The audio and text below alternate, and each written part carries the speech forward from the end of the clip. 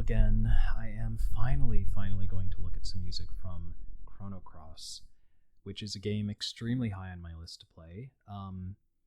In no small part because I feel like for me it's required playing on the way to playing the Xenoblade series. As someone who has, of course, played Chrono Trigger in the past, and kind of knows the lineage through it. I mean, I am kind of a completionist and a bit of a maximalist with things that I like to do, which means that I have all of these series mapped out that I want to explore. I mean, I have a beautiful world map of JRPGs on the wall right there, which I'll try to add in some B-roll of, because it's a beautiful piece of art that I got online, super unique, and the Xeno series is on there. But yeah, like I personally not only feel like I have to play Chrono Cross before playing Xenoblade Chronicles, but that I also need to play the Xenosaga games, which I'm not 100% sure if I actually will, but I would like to ideally even play Xenosaga and react to some of its music. I think I've had some suggestions and requests for it as well, and I'm very curious. But finally looking at Chrono Cross, I've always heard about this game's music. Everyone knows about Chrono Trigger's music, but I hear Chrono Cross gets talked about for its music even more than for its game as a whole, even though the game is critically acclaimed and well known, but far less known than Chrono Trigger, and yet the music comes up a lot from what I hear. But I have not listened to any of it ever, other than maybe in some like compilation mixes, playlists on YouTube, just in a background, like a relaxing JRPG music playlist. I love those, and probably I should make one of them myself someday, because I know what I would like to have on it. But I thought I might read a little bit about it. I pulled this page up, and I have not read any of it. This is all, I have not read a word here, so we're going to go through it together. Obviously, we're looking at Yasunori Mitsuda. Of course, incredible legend, and, I am familiar with his great ability and wonderful music.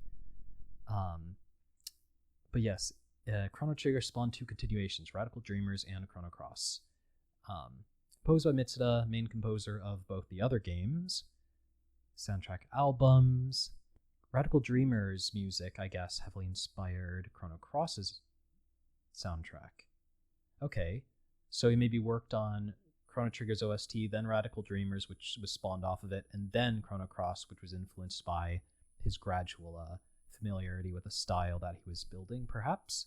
There's a arranged album that Mitsuda released not that long ago. Well, God, 2015, 11 years ago. I was like, oh, just like the other day. Yeah, 2015. Holy shit, over 10 years ago. So old. So old. Bet nobody can guess how old I am. Actually, you probably can, because I've alluded to games I've played growing up at different times. You probably guess. Anyways, the soundtrack album hails excellent game music. Yes, I have heard that. Personal arrangements by Mitsuda for some game symphony concerts. A lot of remixes. So yeah, returned as lead composer after Chrono Trigger. Game's director, Kato, reached out. Old world cultural influences. Mediterranean, Fado, Celtic, and percussive African music. I wonder if that's an entirely different set of inspirations than Chrono Trigger, or if Chrono Trigger had a similar set of influences and the voice is going to seem similar because of the fact that Chrono Trigger, of course, it's like involving time travel. Spoilers. Spoilers for a very old game. But still, it's kind of a cool reveal if you haven't played it. Sorry to anybody who just got spoiled. But yeah, that makes sense to have had those influences when I think of tracks like Corridors of Time. Like, they are very like world music inspired. I don't know about old world, but definitely like more global music perspective. Mitsuda was happy to accomplish even half of what he envisioned. Now that's a cool statement. Yeah, respectively dark and bright moods can be there. I'm trying not to read anything that I glance over that I'm sort of skimming to make sure I'm not reading things that reveal stuff about the game. I feel like there could be some spoilers in here. He played Chrono Cross after production concluded to record his impressions. Oh, that's neat. OST liner notes. Whoa. That's very cool. Yeah, I wonder. He commented on each track. Let me zoom in on here. Yasunori Mitsuda commented on each track. His words were translated by a generous translator, posted, graciously allowed us to display the notes here. They're the absolute best available. That's so cool. Oh my god. I'm just going to scroll and see if the track, On the Shore of Dreams, Another World. And this is the track, Dream of the Shore Near Another World. I believe that would be the same one. I should probably include a thing talking about the original Japanese title here. I'm just starting the channel back up, so I haven't quite gone into full production with like what I would like to edit in, different elements, so you'll have to bear with me with the videos being a little bit more straightforward for now. This is the official Mitsuda liner notes after playing the completed game and recording his impressions. He says, "Those who know will recognize this as the main theme of Radical Dreamers. The use of the themes from Chrono Trigger and Radical Dreamers for Home and Another World was the idea of Masato Kato, the director. I'm glad this theme didn't wind up being forever unknown." Okay. That's so interesting. I'm really glad I read that. I'm sure some people could be like, wow, this is a 7-minute intro before even listening to a 2.5-minute song. Piece of music. So I apologize for the extended intro. Of course, you can just skip the chapters. As always, I try to have thorough chapters so you guys can jump to the reaction if you want. Those who just enjoy me actively reacting. And so those of you who like the other commentary and chatter can have it if you want it. Because I always have a good amount of it to offer, but I don't want it to get in the way of anybody enjoying it for the rest of the reaction. But yeah, I'm really happy about having done that intro.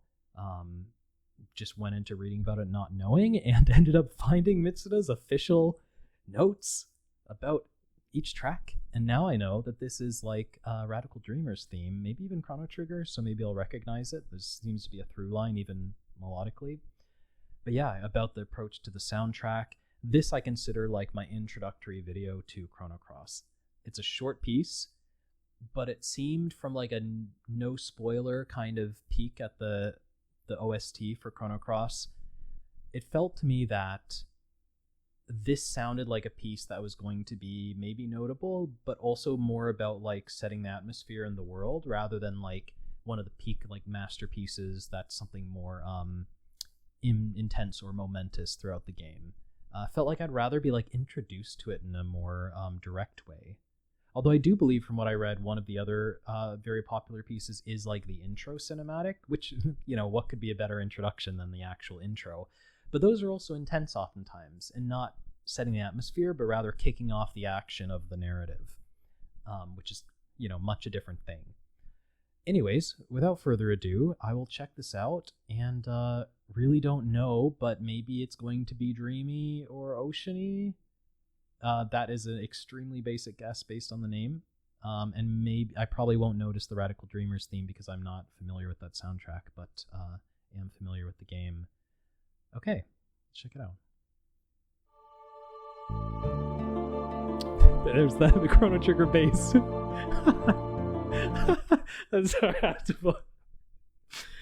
I just filmed the Iagus Wilderness Nighttime from Xenoblade Chronicles 3 reaction, and the moment there was one bass note that hit, bringing in this changing mood section in the second half of it, of that track, and there was one bass note that bent downwards all the way, and I was like, Chrono Trigger! We get the mood shift. We need a couple notes first. And we have that bent bass note that kind of very Chrono Trigger-esque way. Again, it's a reference that I've run into before in Xenoblade, and here it is again, with just that kind of downwards bent bass note leading us into this section. It's just it's hard not to think of Chrono Trigger. It's not like it owns that motion, but there's obvious heritage here. Yeah, right there. Like, I always say that, especially when it comes to something that Mitsuda wrote or is involved in. I'm like, oh, it's the genetic material of Chrono Trigger. It's the bent, bass notes. And it's like 0.2 seconds into this track and we get it. I'm just, I'm feeling vindicated because sometimes I'm like, I think I point that out maybe more than I should. Like, Mitsuda didn't even write some pieces I pointed out in. He's just like a music director or something. or I'm like, they don't own that, and then just like instantly, I'm just kind of tickled about that. Okay, so let me strap in. It had that kind of synth vocal, or at least that's how you can describe that sound. That's not always the intent to create a vocal sound, but yeah. Okay, back to this. Try again.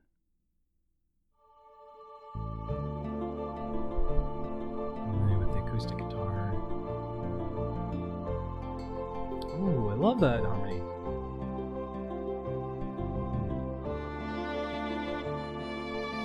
The violin layer on top.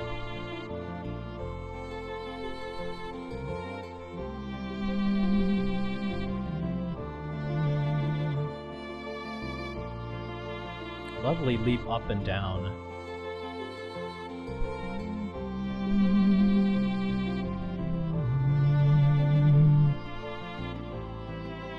Oh, that's good.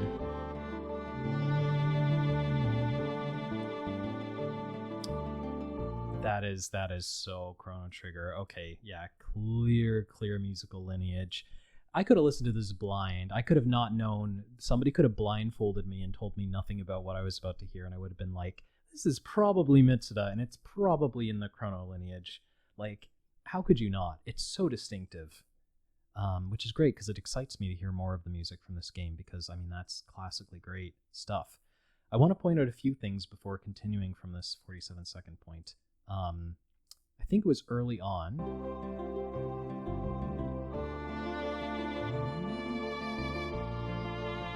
Right here. It's just I just found this a really just peaceful, calming moment. Just such a clear major key, not trying to do too much, really. I mean, it's just setting an atmosphere.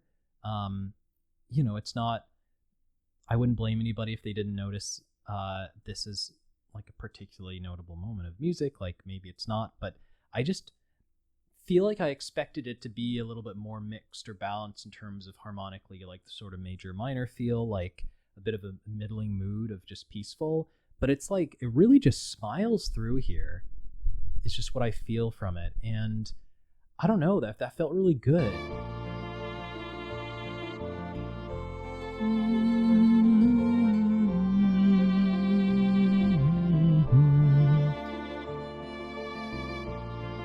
And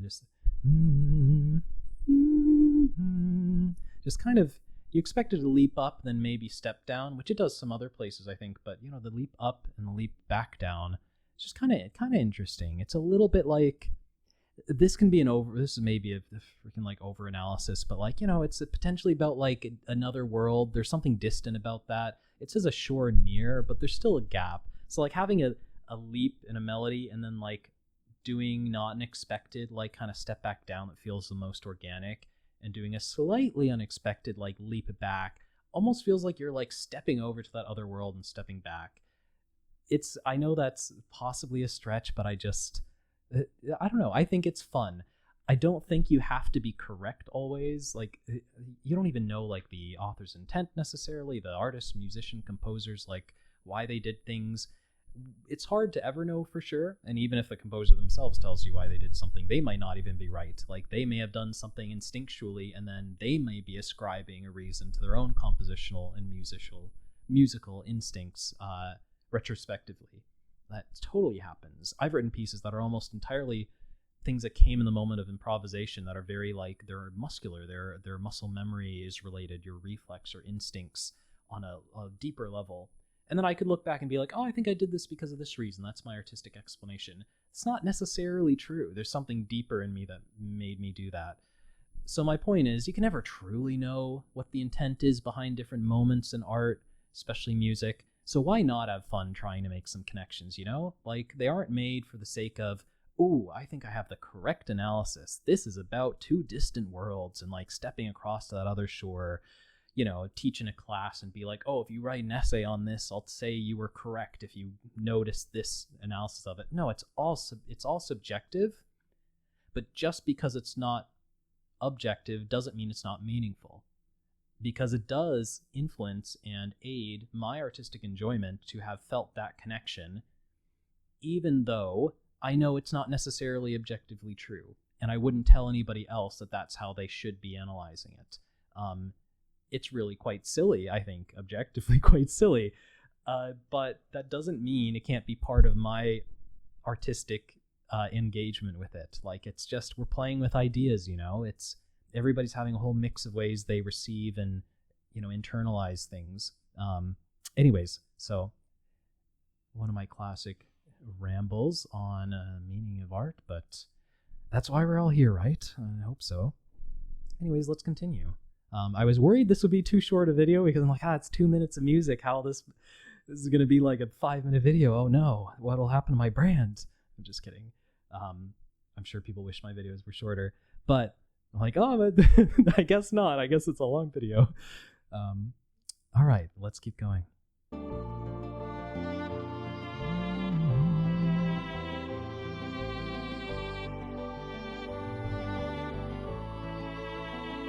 Ooh, I love that. Acoustic guitar overlaid in a really nice way. The arpeggiation he was doing. I just want to appreciate that moment. Where was it?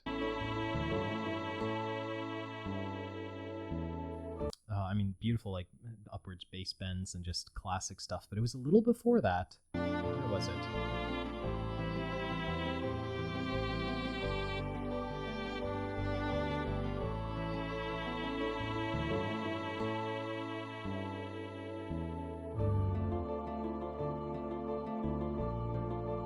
I love this.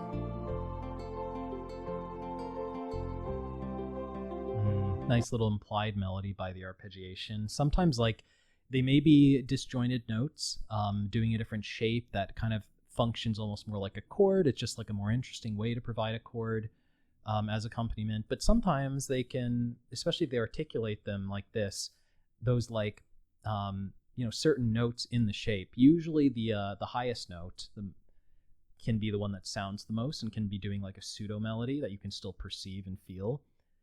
Especially if it's a repeated version of a melody you've already heard and you have an ear for already. You can recognize it, which is what's happening here. And I'll go back and point it out.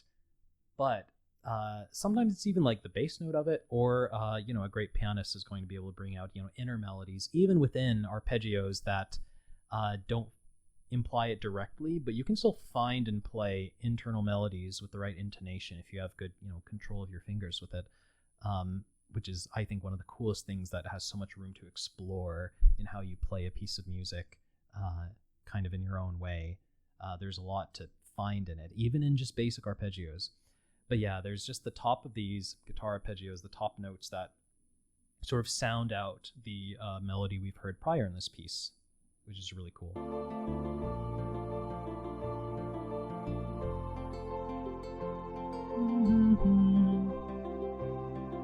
That part.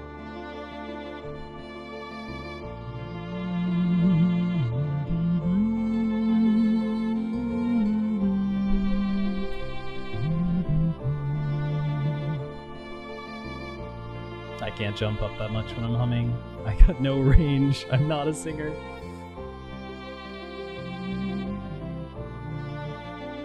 Second time we come to this end of the phrase, we move into the next section. Sick, just kind of bass fill at the end of that phrase.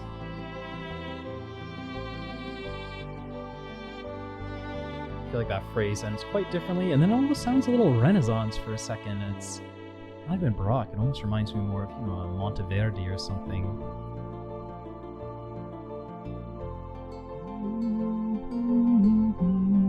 And that's that part I'm talking about, where the top of the arpeggio has the melody, and now we're certainly going to fade out. Man, if this is like the background to one of the main areas you're in, I can imagine that being so memorable. Like, I can imagine playing this game and you're on a beach type place, almost like the beginning of like Kingdom Hearts. And it's where like an early thing takes place. I guess I've seen screenshots of Chrono Cross, and that does seem like an area I may have seen.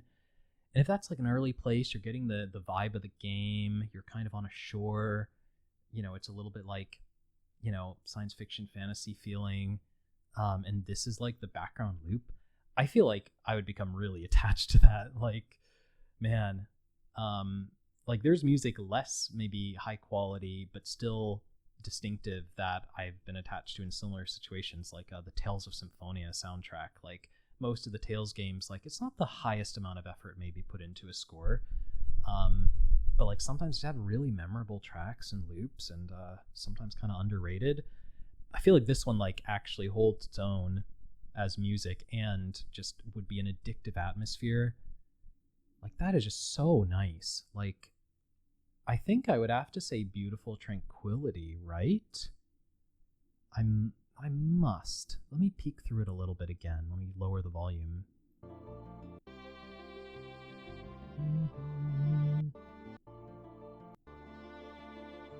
Yeah, I gotta do that. All right, that's where it's going.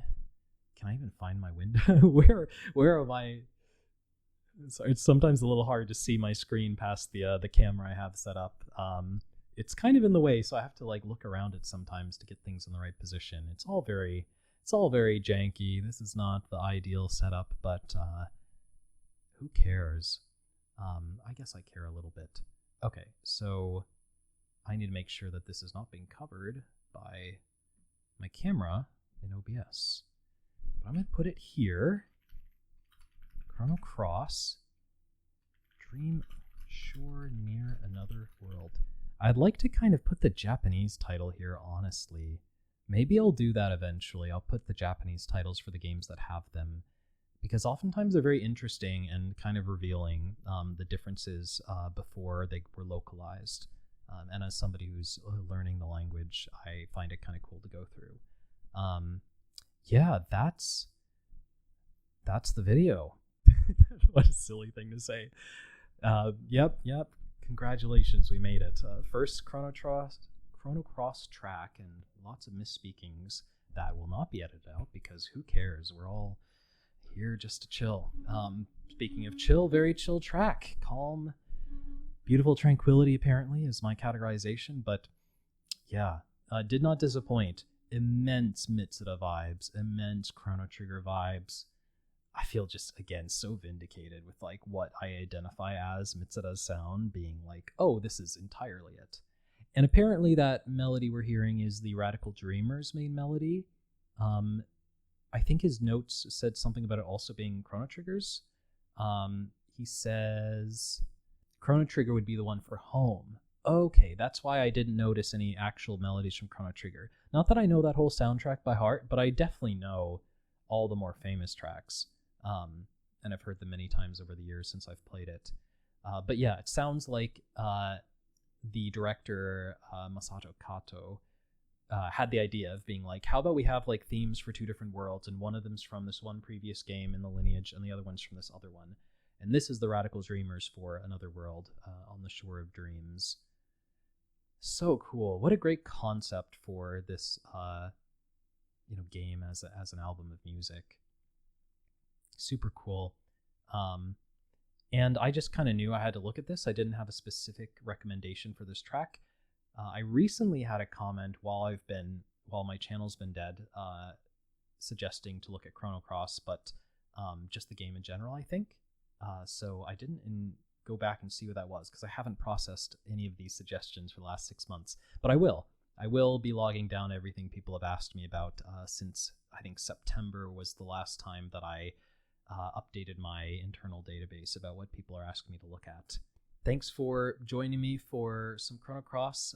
This is a game that I may play even before Clair Obscur, because I want to get to Xenoblade someday, and this is on the track there, and it's a classic. Probably gonna play Chrono Cross on this guy, actually. I'm into retro handhelds, and this is the RG477B. It's an Anbernic handheld that is one of the only 4x3 screens that has the power to play PS2 really well. Actually, this is not a PS2 game, though, so I always forget, because Chrono Cross feels so like it was a generation later, but it's not. It's a PlayStation 1 game, so I would actually be playing it on this Ayaneo Pocket Air Mini. This is my device for like easier to run PlayStation 1 games. It is 4x3, so it's for those. unless I want to do 4x3 on this, the Miu Mini Flip, which is a gorgeous little handheld. I love it. It's the first one I've been playing stuff on. I love the coloring. Sorry, I don't use my camera like this much. It doesn't have settings good for close-up, but it's all right. Yeah, this guy actually have a Rhapsody, a musical adventure on, which is a great musical game. And it's the current thing that I'm playing. I'm going to see if it boots up. See how well this gets captured on camera. Oh, and there it is.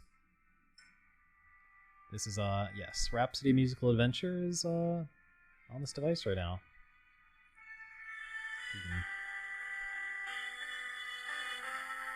Doesn't have very good speakers, but this game has great music, I will say. For a game called A Musical Adventure, really good tracks. I should probably react to some maybe before I hear them in the game, but the main theme's super good. It's yeah, for a musically focused game, it's like better have a good soundtrack, and it does. It's great. Anyways, thanks for letting me share some random things. I never am sure how much I want to use the outros to like chat for people who want to just hear more about me or anything. But I'm like, whatever. If it happens, it happens. Sometimes I really try not to and just cut it off as soon as I'm done with the track. And other times I'm like, if I start talking, who cares? Some people who really like watching the channel will stick around and learn something cool. Maybe someday I'll make a video about my retro handhelds as well, because I'm quite deep into that. Yeah. Anyways, not going to become a retro handheld channel, though. There's more than enough people who do an amazing job with that already. That is not... We do not need another person doing that. They already got it covered. Anyways, I will see you guys all in the next video, and hopefully I will be doing more Chrono Cross, especially if I get good recommendations from you guys. Until next time, peace.